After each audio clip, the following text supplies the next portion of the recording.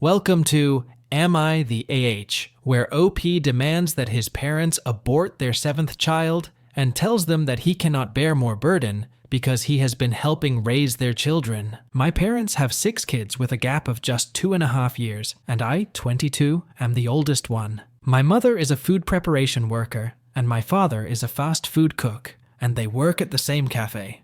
They don't have high incomes, and there is not much space in our home, so we are crammed into 3 rooms. The age gap between us siblings is not enough, so I had to start working at the age of 14 to help my parents feed my siblings and to cover my school expenses. I also supported my siblings financially. It was a heavy burden on me, so I ran away from home, but my parents brought me back, and they promised that they would not have another child, and requested me to help them raise the ones they already had. After high school, I wanted to go to college, but we could never afford it. So, after high school, I started working a full-time job as a chef. I could move out and look after only myself, but I didn't want to leave my parents in difficulty, so I decided to help them. However, I don't live with my parents. Rather, I live with my girlfriend near my parents' home. I work at a reputable restaurant and earn more than the combined salaries of my parents, so I can help my parents easily. Last week, my parents called me and asked me to visit them. When I visited, they gathered all of us siblings and told us that they are expecting another baby. My mom is 14 weeks pregnant. My siblings were mostly surprised, but I just sighed and thought, not again. I felt a tear escape, which was unusual for me, as I'm not one to cry easily. My parents were furious with me and scolded me for my attitude.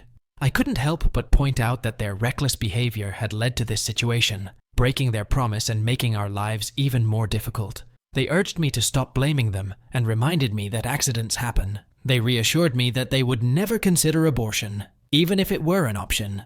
They encouraged me to focus on finding solutions rather than dwelling on the negative. I told my parents that abortion is the only option if they want me to continue helping them, and that if they didn't consider this option, I would part ways with them, stop helping them financially, and might also consider moving away from them. My father got angry and said that they could feed their children, and I was not required to tell them what to do with their children. I told my father that I had been sacrificing for them. I sacrificed my studies for them, and now I am spending half of my salary on their children. My father said that I was spending on my siblings and it was not a big deal. I made it clear to my father that my siblings are not my responsibility, and if they want my help in the future, they must go for abortion, and that there is no other option. I told them that these are my last words, and then I left.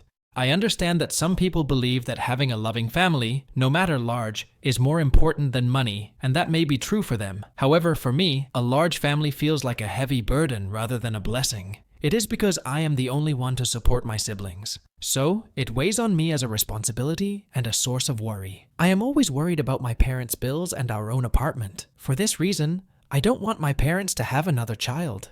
So, am I the AH for wanting my parents to abort their child?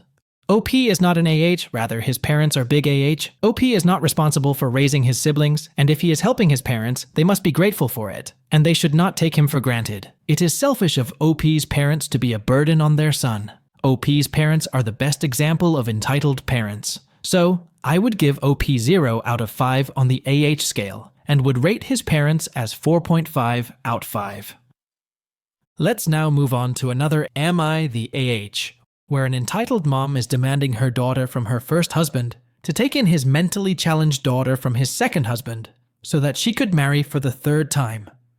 My 34-year-old female's father died in a car accident around 20 years ago. At that time, I was only child of my parents at home, and all my siblings had moved out. About a year after my father's passing, my mother married a man named James, now deceased. Since I was still a minor, I moved in with my stepdad and my mom. However, after moving in with my stepdad, I noticed that my mom stopped caring about me and was always busy with her new husband. This hurt me a lot, and I tried to get my mom's attention, but she never seemed to care. My stepdad was also indifferent towards me and did not consider me his daughter, and never cared about it. I ran away from home to get my mom's attention, but it didn't make any difference. My mom brought me back, but her indifference continued towards me. So, I finally made the decision that I would not crave my mom's attention. Since then, I haven't done anything to attract my mom's attention, and instead focused on my own development and studies. After reaching the legal age, I moved out and started a part-time job along with my college studies. After college, I joined a reputable university for my master's in IT. Now, I am working as an IT engineer in a multinational company. During this period, my mother never cared much about having a warm relationship with me, though I was in contact with her and her husband. I was earning a handsome monthly salary, but she didn't care about it because her husband, who was a businessman, was doing very well for himself and his family. However, 5 years ago, their luck took a turn for the worse. Her husband's company started to sink, and eventually, he had to close it down. This closure led him to severe depression, which was devastating for my mom as well. Another challenge my stepdad faced was that he had only one daughter, Olivia, 13-year-old female, who was also mentally challenged. My mom and stepdad were very anxious about all this, and their savings were also dwindling day by day. After around a year of the closure of his company, my stepdad died in a car accident. It was a huge blow to my mom. I understood this, and I rallied around my mom and shouldered her in that difficult time. I helped her both financially and emotionally, forgetting her indifference to me during my teens. In the following year, my mom's life returned to normal. However, 15 days ago, my mom, now 57,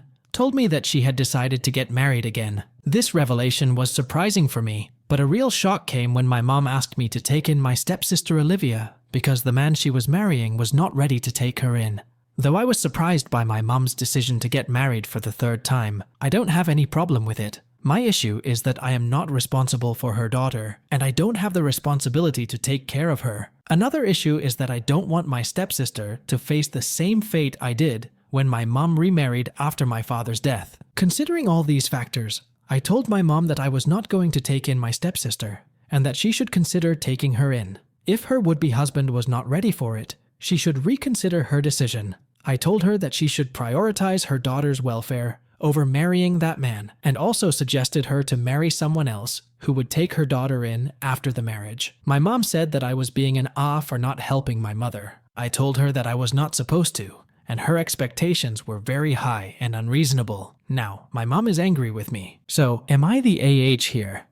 OP is not the here, and she is 100% justified in suggesting that his mom not marry a man who is not ready to take in her mentally challenged daughter. If OP's mom is insistent on marrying that man at any rate, she should herself arrange something for her daughter and not demand that OP take on the responsibility. Instead of criticizing her daughter, she should be thankful to OP, because she was the one who stood with her in her difficult time, despite the fact that she had been indifferent to OP for all her life. So, I would rate OP 0 out of 5 on the scale and would give his mom 4 out of 5.